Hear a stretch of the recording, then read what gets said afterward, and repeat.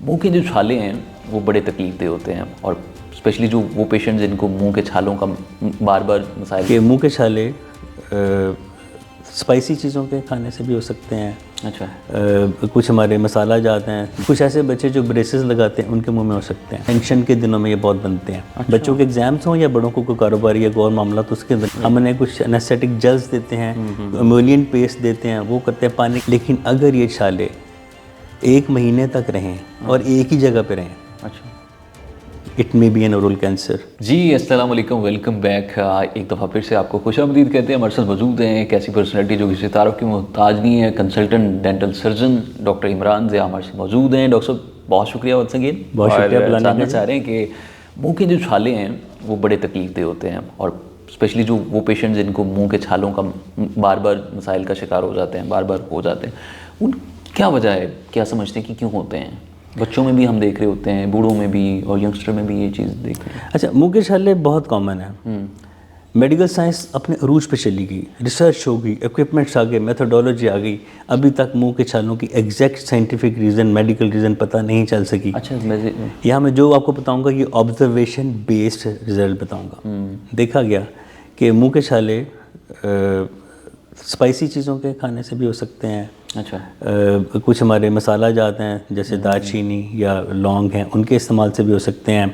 اور کچھ ایسے لوگ جو ڈینچرس پہنتے ہیں، جن کے منہ میں دانت مصنوعی لگے ہیں، ان کا کونا کوئی سرا کوئی ٹوٹا چپک ہوا اور وہ آپ کے گال میں کہیں بھی لگ گیا. کچھ ایسے بچے جو بریسز لگاتے ہیں ان کے منہ میں ہو سکتے ہیں. مزے کی بات، ان کو ہم اسٹریس السرز بھی کہتے ہیں.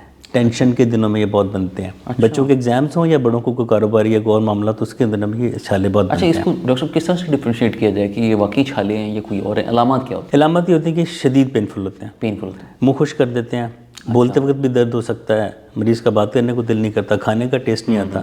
تو یہ کافی تکلیف دہ صورتحال ہے. فوری طور پہ ہمیں اس کے ٹریٹمنٹ کی طرف جانا چاہیے. کیا ٹریٹمنٹ کیا ہے، پریکاشنس کیا ہیں اس کے؟ ٹریٹمنٹ یہ ہے کہ ابھی جو میں نے آپ کو چیزیں بتائیں کہ ان چیزوں کی وجہ سے ہو سکتا ہے، ان چیزوں سے اوائڈ کریں یا میکسیمم اس کو آپ جتنا بچ سکتے ہیں بچیں اور ڈاکٹر سے مستقل رابطے میں رہیں. ہماری سب سے ترجیح پہلی ہوتی ہے کہ پیشنٹ کو پین سے ریلیف دیں. ہم انہیں کچھ انیسٹھیٹک جلز دیتے ہیں، ایمولینٹ پیسٹ دیتے ہیں، وہ کرتے ہیں. پانی کا استعمال بڑھا دینا چاہیے. یوزلی ہم گلیسرین کا استعمال کر رہے ہوتے ہیں، وہ کتنے ہیلپ فل؟ ٹھیک ہے، وہ وقتی طور پہ ایک تہ چڑھ دیتی ہے گلیسرین کی، جو کہ پھر آپ کے سلائیوا وہاں پہ ٹچ نہیں ہوتا اور وہ چھالا درد نہیں کرتا. کچھ ملٹی وائٹامن بی کمپلیکس کی کمی سے بھی ہو سکتے ہیں. ہم بی کمپلیکس کا سپلیمنٹ دیتے ہیں. کئی دفعہ ہمیں کچھ مائنرسز دینے پڑتے ہیں، کبھی کبھی اسٹیرائڈ دینے پڑتے ہیں. اچھا. یہاں میں آپ کو ایک بات بتا دوں، منہ کے چھالوں کو کبھی بھی لائٹ نہ لیں. یہ بنتے ہیں ہفتے 4 دن سے 5 دن سے لے کے ہفتے تک یہ خود ہی ختم ہو جاتے ہیں. مختلف جگہوں چیک کے اندر کی سائڈ پہ، زبان کے اوپر، لپ کے اوپر، زبان کی فلور آف دا ماؤتھ. لیکن اگر یہ چھالے 1 مہینے تک رہیں اور ایک ہی جگہ پہ رہیں، اٹ میں be N oral cancer. Immediately go to dentist, فوراً جا کے مشورہ کریں. یہ مائگریٹری السرز ہوتے ہیں، کبھی یہاں کبھی کہاں کبھی وہاں.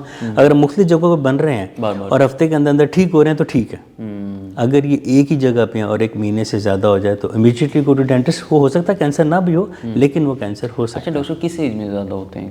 اس میں ایج کا تعلق یہ بچوں بڑوں میں ایکول ہے، لیکن یہ بڑوں میں زیادہ بنتا ہے. ٹھیک ہے ڈاکٹر صاحب، بہت شکریہ. جی ناظرین، آپ نے دیکھا کہ چھالے جو ہے نا وہ کتنی تکلیف دہ ہوتے ہیں اور ان سے بچاؤ کس طرح سے ممکن ہے اور اس کی پریکاشنری میجرز کس طرح سے ہم کر سکتے ہیں اور ٹریٹمنٹ کیا ہے. اگر زیادہ لانگ پیریڈ کے لیے آپ کو چل رہے ہیں تو اس کے لیے آپ کو ڈائگنوسٹک پروسیجرز کی طرف جانا چاہیے تاکہ آپ کو کینسر یا کوئی اور علامات ہونے سے پہلے ہی بچایا جا سکے.